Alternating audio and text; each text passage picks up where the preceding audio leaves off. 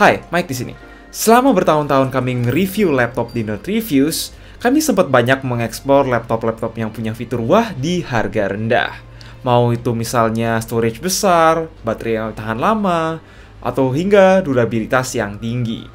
Nah hebatnya, ada satu laptop pabrikan lokal yang justru memilih untuk mengedepankan aspek layar dengan kualitas yang kelihatannya belum terpikirkan oleh saingan-saingannya. Inilah Axio MyBook 14F.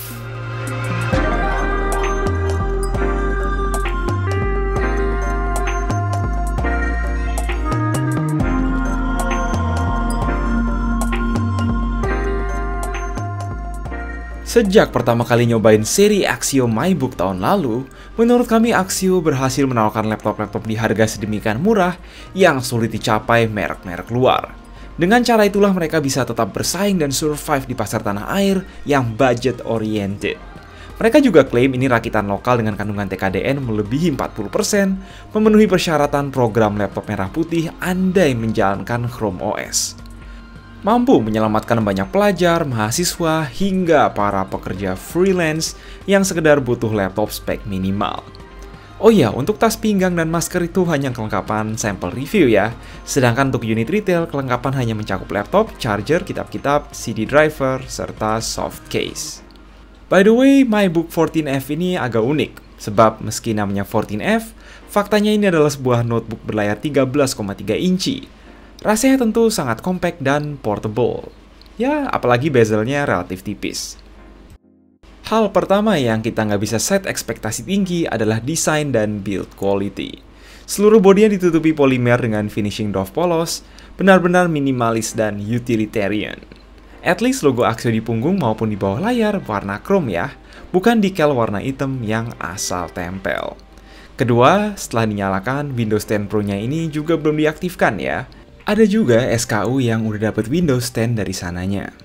Tapi yang pasti, sampel yang kami terima beginilah keadaannya. Windows dan driver sudah ada, tapi belum ada produk key-nya. Sudah mulai jelas Axio mampu menekan biaya di banyak aspek.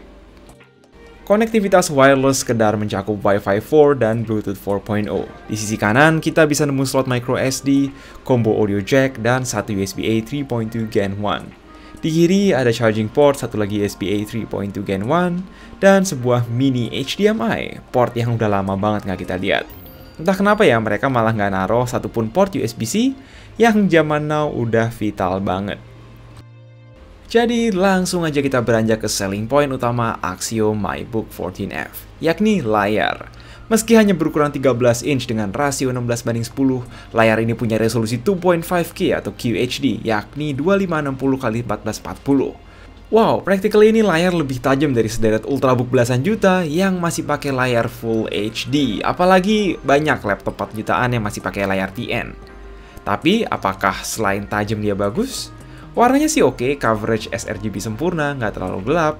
Paling kontrasnya aja yang kelihatan agak kalah dari laptop-laptop lebih mahal sesama IPS. Intinya saat ini sulit ngalahin pengalaman layar MyBook 14F kecuali dengan beberapa tablet Android 4 hingga 5 jutaan. Pertanyaannya, apakah dapur pacunya sanggup menjalankan resolusi segini dengan lancar? Well, sama kayak kebanyakan netbook lain di bawah 5 jutaan, MyBook 14F menggunakan CPU Intel Celeron Gemini Lake N4020 yang nggak exactly baru dan udah kami review untuk kesekian kalinya. Dimana umumnya struggling untuk sekedar ngangkat resolusi Full HD, di sini tidak berbeda. Buat seseorang yang sehari-harinya pakai Intel Core i7 dan Ryzen 7, tentu gua bisa bilang ini UI-nya agak nge-lag. Ya, usable sih untuk user casual seperti pelajar yang mau sekolah online, input data Excel, baca e-book, nonton video, atau browsing. Tapi sulit untuk lebih dari itu. Bahkan untuk playback YouTube resolusi QHD pun, ini nggak 100% mulus biasanya. Ada barang ada harga lah, jadi kami juga nggak berhak komplain. Apakah bisa jalanin game?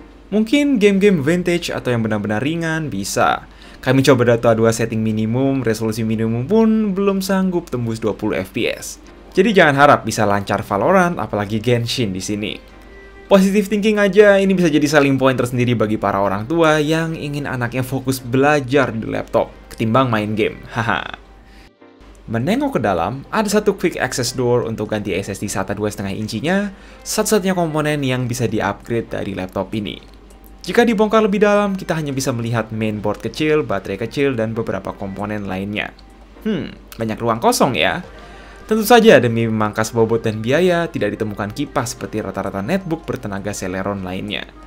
Hanya terdapat heat spreader yang supposedly cukup untuk memaintain suhu CPU di bawah 90 derajat saat load penuh. By the way, ini untuk RAM dan storage ada dua varian, yakni ada versi RAM DDR4 4GB ditemani SSD SATA 128GB seperti yang kami review, atau versi RAM 8GB ditemani SSD SATA 256GB. Karena ini hanya support SATA 2, jadi speednya pun terbatas. Oh ya, membuka laptop ini sayangnya akan memvoid garansi meski hanya mengakses SSD. Jadi disarankan kalau mau upgrade SSD untuk ke service center Axio. Oh, di atas layar ada webcam tentunya. Untuk webcamnya sendiri, beginilah kualitasnya. Keyboard sih tipikal laptop Axio, dan ada beberapa hal yang mesti kami mention. Backlight sih nggak ada, namun key travel lumayan dalam, nyaman. Caps lock dan numlock ada, tapi uniknya lampu indikator berada di atas keyboard. Anehnya, tidak ditemukan FN lock dan fungsi pengaturan brightness layar. So, kalau mau ngatur brightness terpaksa, mesti ke settings bar. Touchpad nothing special, kecuali ukurannya yang relatif luas. Kualitas speaker juga so-so, again nggak expect macem-macem. Nah, tadi soal kapasitas baterai yang hanya 30 Wh, ini kuat untuk macam 5 jam playback video YouTube. Not too bad, cuma dengan banyaknya space kosong, semoga mereka bisa naruh baterai yang agak lebih gede ke depannya. Terus mungkin juga ngasih kabel charger yang lebih panjang. Pada akhirnya, Axio MyBook 14F adalah sebuah netbook harga rakyat dengan spek layar yang sangat tidak umum. Meski pada dasarnya hanya sanggup dipakai untuk kerja ringan, layar 2.5K membuatnya sangat unik sebagai opsi yang hampir tidak ada saingannya dari merek-merek luar negeri. Sure, dengan harga yang segini, Windows-nya belum aktif, belum dapat Office, dan hanya dapat garansi resmi 1 tahun. Namun, perlu diketahui bahwa service center authorized Axio sudah tersebar di hampir semua kota besar di Indonesia, bisa cek sendiri di website resmi di deskripsi. Jadi nggak perlu khawatir.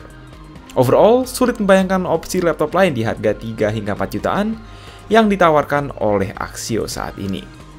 Kalau masih bisa mendang-mending, silakan mendang-mending. Please like, share, dan subscribe, jaga kesehatan, and as always, stay safe.